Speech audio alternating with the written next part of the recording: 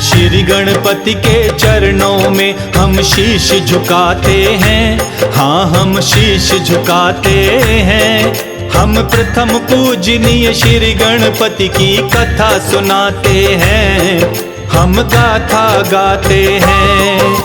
भक्त जनों को मंगल मूर्ति पार लगाते हैं, हाँ भव पार लगाते हैं। हम प्रथम पूजनीय श्री गणपति की कथा सुनाते हैं, हम गाथा गाते हैं। करते सब पूर्ण काम श्री गणपति भगवान, भक्तों ये शुभ हो शाम लो गणपति जी का नाम।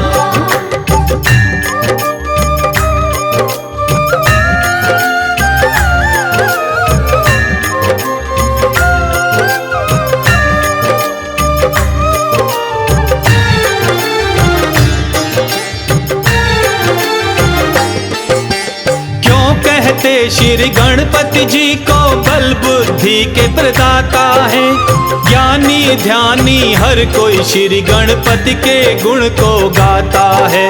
श्री गणपति की बुद्धिमता की ये पावन गाथा है। प्रथम पूजनीय श्री गणेश की भक्त ये कथा सुनाता है। एक दिन गणपति और कार्तिक दोनों में हुई लड़ाई।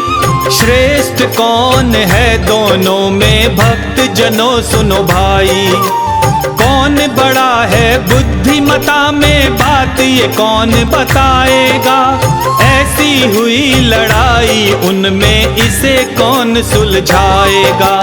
ब्रह्मा जी के पास में गणपति कार्तिक जाते हैं, हाँ हम कथा सुनाते हैं। हम प्रथम पूजनीय श्री गणपति की कथा सुनाते हैं, हम गाथा गाते हैं। करते सब पूर्ण काम श्री गणपति भगवान, भक्तों ये शुभ हो शाम लो गणपति जी का नाम।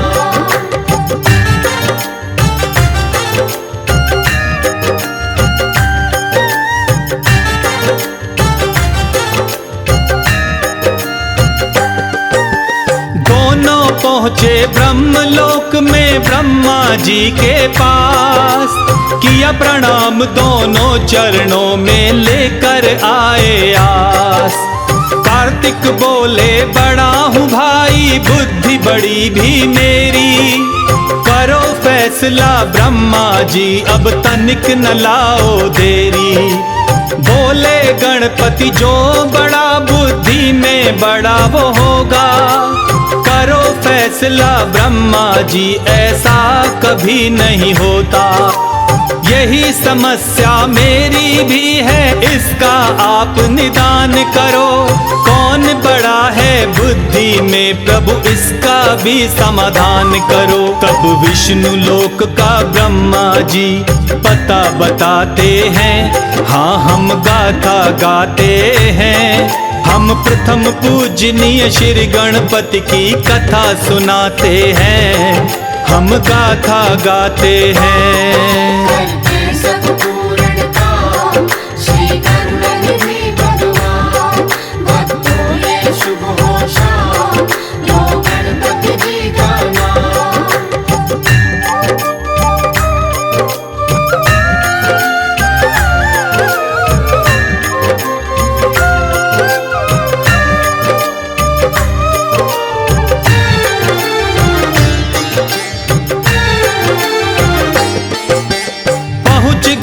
तब गणपति कार्तिक श्री विष्णु के पास। प्रश्न सुना जब दोनों का श्री विष्णु भये उदास। विष्णु जी ने बात सुनी और भेज दिया कैलाश। तप करते देखा शिव को तब माँ के पहुँचे पास। फिर दोनों ने अपने मन का सारा भेद बताया है। फिर माँ गौरी ने शिव जी को उनका प्रश्न सुनाया है। तुम दोनों हो पुत्र हमारे दोनों बड़े महान। गणपति कार्तिक बुद्धि को लेकर क्यों बनते नादान। बुद्धि में है कौन बड़ा तब राह सुझाते हैं। हाँ हम गाथा गाते हैं, हम प्रथम पूजनीय श्री गणपति की कथा सुनाते हैं, हम कथा सुनाते हैं। करते सब पूर्ण काम श्री गणनिधि भगवान। भक्तों ये शुभ हो शाम लो गणपति जी का नाम।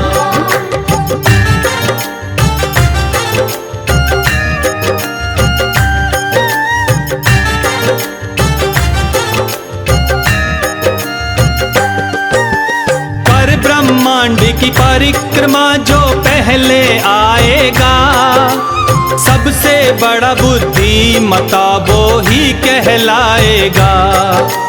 कार्तिक और गणेश दोनों दौड़ महल को आए, करके तैयारी दौड़े दोनों तनिक नहीं सकुचाए।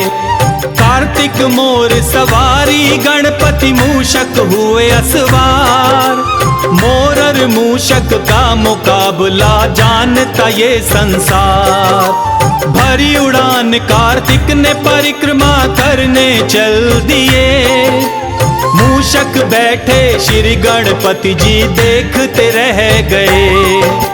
मोर सवारी देख गणपति दुखी हो जाते हैं। हाँ हम कथा सुनाते हैं, हम प्रथम पूजनीय श्री गणपति की कथा सुनाते हैं, हम गाथा गाते हैं। करते सब पूर्ण काम श्री गणनिधि भगवान।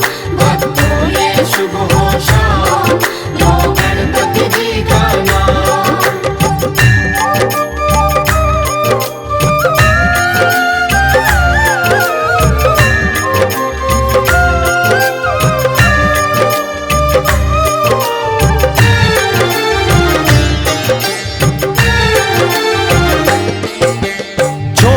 से मूषक से ब्रह्मांड को नाप न पाऊंगा।